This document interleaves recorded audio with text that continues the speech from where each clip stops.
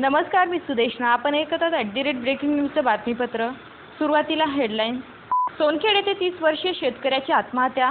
नांदेडचे तापमान 42.4 डिग्रीवर. देगलूर नाका भागात आरा मशीनला लागलेल्या आगीमध्ये लाखोचे नुकसान. पंढरवाडीजवळील ट्रकच्या धडकेत 2 ठार. गोवंश हत्याबंदी विरोधात आरपीआयचे आज आंदोलन. आता बातमीपत्र विस्ताराने. सोनखेड येथील तरुण शेतकरी शिवाजी विश्वनाथ मोरे वय वर्ष 30 यांनी कर्जबाजारास कंटाळून त्यांच्या राहत्या घरी गळफास घेऊन आपली जीवनयात्रा संपविली. सोनखेड तालुका लोहा जिल्हा नांदेड येथे युवा शेतकरी शिवाजी विश्वनाथ मोरे यांना बँकेचे कर्ज व महाराष्ट्र रोजगार हमी योजनेअंतर्गत सन 2011-2012 मध्ये विहीर मंजूर झाली होती. त्यांनी त्या विहिरीचे रोजगारामार्फत खोदकाम करून घेतले व ग्रामीण अधिकारी, गट विकास अधिकारी व पंचायत समिती अभियंता यांनी पाहणी केली, पण मंजूर देयक रजिस्टर उपलब्ध नसल्याने रोजगारांची कामाला मोबदला रोजगारांना मिळाला नाही. रोजगार रोजच घरी येत असल्यामुळे त्यांनी सावकारी कर्ज काढून रोजगारांना मोबदला दिला आणि शासनाकडून विहिरीच्या बिलासंबंधी अनेकदा निवेदन देऊनही बिल मिळाले नाही.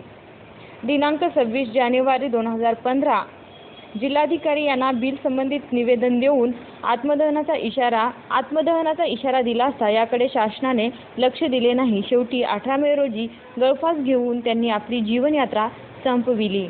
मध्य भारतामध्ये मराठवाडा विदर्भात उष्णतेची लाट असल्याने तापमानाचा पारा वाढला आहे. नांदेडमध्ये सोमवारचे तापमान 42.4 डिग्री सेल्सिअसवर होते. तापमानात आणखी 2 दिवस वाढ होण्याची शक्यता वर्तविण्यात आली आहे. संपूर्ण वर्षभरामध्ये 15 ते 20 दिवसाला ढगाळ वातावरण आणि पाऊस अशी विचित्र परिस्थिती राहिली आहे. हिवाळ्यात पावसाळा तर उन्हाळ्यातील फेब्रुवारी, मार्च, एप्रिल आणि रणरण ते वैशाखातील उन्हाचे चटके सोसावे लागणाऱ्या मे महिन्यामध्ये सुद्धा 15 ते 20 दिवसाला ढगाळ वातावरण आणि पावसाच्या सरी कोसळल्या. त्यामुळे तापमानाचा पारा कधी घसरला तर कधी 40च्या वर पोहोचला. दरम्यान मध्य भारतासह मराठवाड्यात विदर्भात उष्णतेची लाट आल्याने तापमानात वाढ झाली आहे. नांदेडचे तापमान सोमवारी 42.4 डिग्री होते. आणखी 2 दिवस तापमानात वाढ होईल असे संकेत आहेत. शहराच्या देगलूर नाका भागातील बिलालनगर येथे आरा मशीनला आग लागली. या आगीमध्ये लाखोचे फर्निचर जळून खाक झाले. ही घटना काल पहाटे घडली. आगीचे कारण समजू शकले नाही. या आगीत सुदैवाने कोणतीही जीवितहानी झाली नाही. शहराच्या देगलूर नाका भागातील बिलालनगरमध्ये मोहम्मद हजमा यांचे आरा मशीन आहे. काल पहाटे आरा मशीनला आग लागली. आगीची माहिती मिळताच अग्निशमन दलाचे 3 बंब घटनास्थळी दाखल झाले. आरा मशीन जवळ असलेल्या वेल्डिंगच्या दुकानालाही आग लागली. 2 तासाच्या प्रयत्नानंतर आग आटोक्यात आली. आग आटोक्यात येईपर्यंत जवळपास 2 ते 3 लाखाचे नुकसान झाल्याचे वृत्त आहे. या प्रकरणी मोहम्मद हजमा यांनी दिलेल्या माहितीवरून इतवारा पोलीस ठाण्यामध्ये आगीची नोंद करण्यात आली. आगीचे कारण मात्र समजू शकले नाही. भरधाव धावणाऱ्या ट्रकने मोटरसायकलला जबर धडक दिल्याने भोसी तालुका भोकर येथील 2 जण जागीच ठार झाले. ही दुर्घटना काल तालुक्याच्या सरहद्दीवरील पांढरवाडीजवळ घडली. मोजे भोसी येथे रंगराव नागोराव कल्याणकर वय वर्ष 22, साईनाथ गोविंदराव नागदवार वय वर्ष 20 हे सकाळी 11:30च्या सुमारास MS26 OM 2197 या दुचाकीवरून बारडहून आपले काम आटपून भोसीकडे येत होते. दरम्यान पंढरवाडीजवळ श्री साई धाब्यासमोर भोकरहून नांदेडकडे भरधाव वेगात जाणाऱ्या मालवाहू ट्रक क्रमांक AP16 TY 4694 ने मोटरसायकलला जबर धडक दिल्याने हे दोघेही जागीच ठार झाले.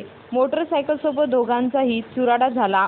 अपघात घडताच ट्रक चालकाने ट्रक जागेवर सोडून पळ काढला.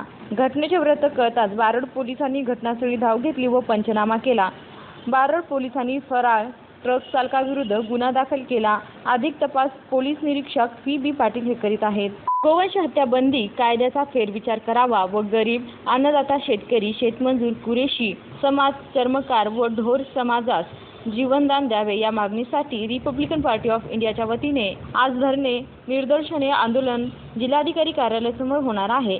या आंदोलनात जिल्ह्यातील कुरेशी समाज, शेतकरी, शेतमजूर, चर्मकार, ढोर व कायद्यामुळे ज्या लोकांवर अन्याय झाले आहे त्या सर्वांनी या धरणे आंदोलनात सहभागी व्हावे असे आवाहन प्रदेश उपाध्यक्ष दक्षिण जिल्हाध्यक्ष गौतम कांबळे, उत्तर जिल्हाध्यक्ष मिलिंद शिराढोणकर, अशोकराज कांबळे, शरद सोनवणे, शिवाजी भालेराव, मोतीराम सोनकांबळे यांनी केला आहे. आणि याचबरोबर @ब्रेकिंग न्यूजचे बातमीपत्र संपलं. पुन्हा भेटू, तोपर्यंत नमस्कार.